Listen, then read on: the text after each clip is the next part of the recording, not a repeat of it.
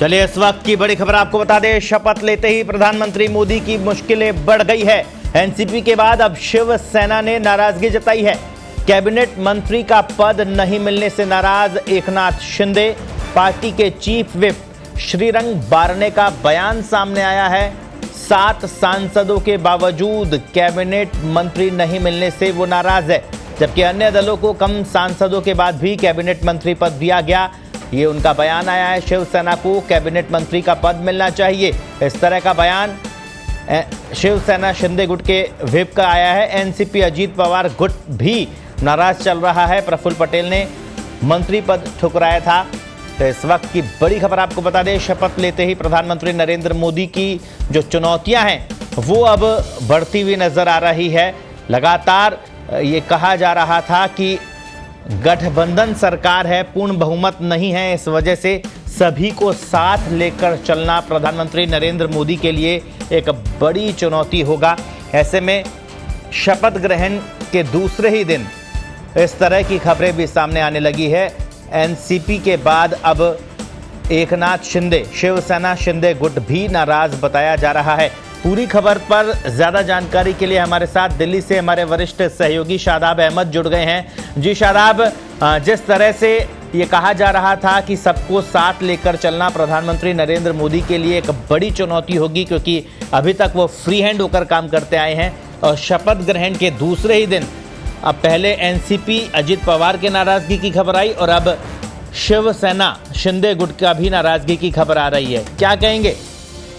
जी देखिए, बिल्कुल सही है कि जो गठबंधन की जब सरकार होती है तो उसमें चुनौतियां होती है, और ये इसका सामना नरेंद्र मोदी को कल से ही शुरू हो गया था, जब अजीत पवार ने कहा था कि हमें कैबिनेट मंत्री नहीं मिला है तो हम मंत्रिमंडल में शामिल नहीं होंगे। तो एक तरीके से कह सकते हैं कि दिक्कतें जब कल से शुरू हुई थी, तो आज दूसरे दिन जब कैबिनेट की पहली मीटिंग हो रही है तब ये सामने एक बार फिर वापस आया, जब एकनाथ शिंदे की तरफ से कहा गया है कि उनको कैबिनेट मंत्री का कोई रैंक नहीं दी गई है, जबकि जो दूसरी पार्टियां उनको छोटी छोटी पार्टियां जो एक सीट वाली जो पार्टियां उनको कैबिनेट मंत्री दिए गए हैं, जिसमें खासतौर पर उनका इशारा मेरे ख्याल से जीत राम मांझी की तरफ होगा, जयंत चौधरी की तरफ होगा, जिनकी 2 पार्टियां हैं और कैबिनेट मंत्री उनको दिया गया है। तो कहीं ना कहीं उनकी जो एक चीज थी उन्होंने वो सामने रखी है, और ये दिक्कत आगे भी कहीं ना कहीं जो पोर्टफोलियो देने की बात होगी उसमें भी देखने को मिल सकती है, क्योंकि ये एक तरीके से कह सकते हैं कि जब एकनाथ शिंदे ने बात कही है तो कहीं ना कहीं ये दबाव बनाने की राजनीति भी हो सकती है। जो उनके मुद्दे हैं या जो उनको पोर्टफोलियो चाहिए उसमें कहीं ना कहीं वो कॉम्प्रोमाइज करवाना चाहते होंगे।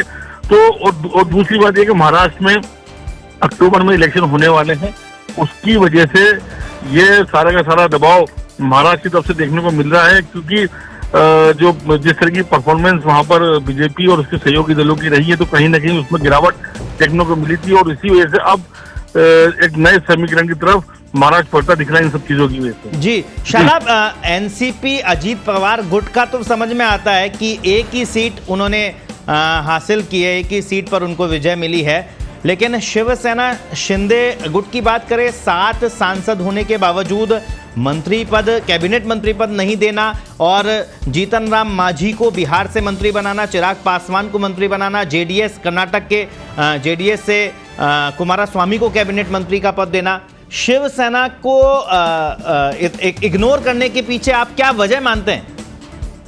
ये देखिए, इग्नोर करने की बात, एक तो जो सीनियरिटी है उसको भी देखना पड़ेगा। जीतराम मांझी जो थे वो मुख्यमंत्री रह चुके हैं, तो उनको कम से कम कैबिनेट मंत्री तो बनाना ही पड़ेगा। राज्य मंत्री उनको बनाते तो शायद उनकी जो डिग्निटी के खिलाफ होता, क्योंकि कई सारे जो पूर्व मुख्यमंत्री हैं वो कैबिनेट मंत्री बने हैं, चाहे शिवराज सिंह चौहान हो, सर्बानंद सोनोवाल हो, मनोहर सिंह खट्टर हो।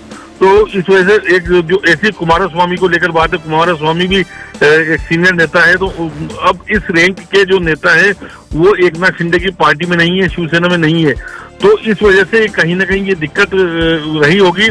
लेकिन जो फॉर्मूला अपनाया गया है उस फॉर्मूले की बात कल फडणवीस कह जरूर रहे थे कि हम एक पार्टी के लिए या 2 पार्टी के लिए फॉर्मूले को तोड़ नहीं सकते, लेकिन ये फॉर्मूला तोड़ा गया है, और यही दिक्कत जो है प्रधानमंत्री नरेंद्र मोदी को मतलब सामना करना पड़ेगा।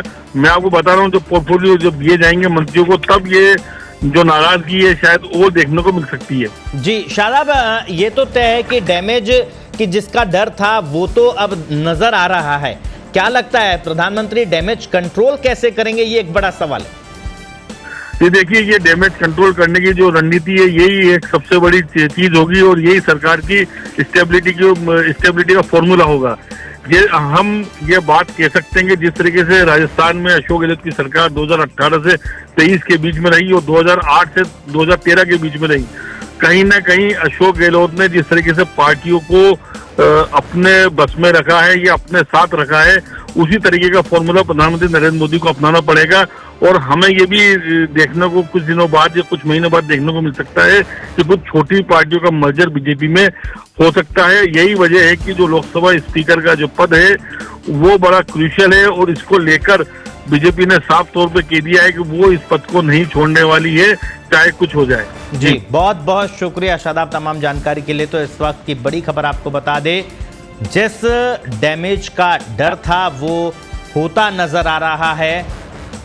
शपथ ग्रहण के दिन पहले एनसीपी की नाराजगी की खबर आई और अब दूसरे ही दिन शिवसेना शिंदे गुट की नाराजगी की खबर सामने आ रही है। ऐसे में माना जा रहा है क्योंकि महाराष्ट्र में आने वाले दिनों में कुछ अगले साल चुनाव है, ऐसे में महाराष्ट्र की जो ये राजनीतिक दल हैं एनसीपी और शिवसेना, इनकी तरफ से सबसे पहले प्रेशर पॉलिटिक्स की जो शुरुआत है वो कहीं ना कहीं साफ तौर पर नजर आ रही है।